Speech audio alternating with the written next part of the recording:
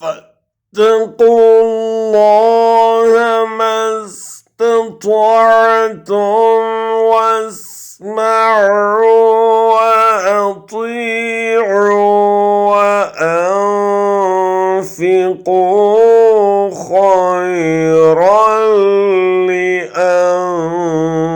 لأنفسكم ومن يوق شح نفسه فأولئك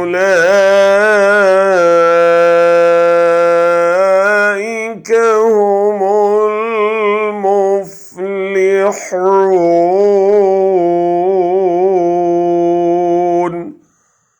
लिहाजा जहाँ तक तुम्हारे बस में हो अल्लाह से डरते रहो और सुनो और इताअत करो और अपने माल खर्च करो, ये तुम्हारे ही लिए बेहतर है।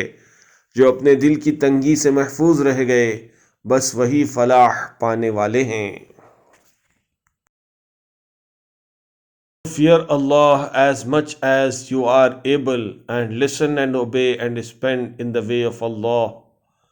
It is better for yourselves and whoever is protected from the stinginess of his soul. It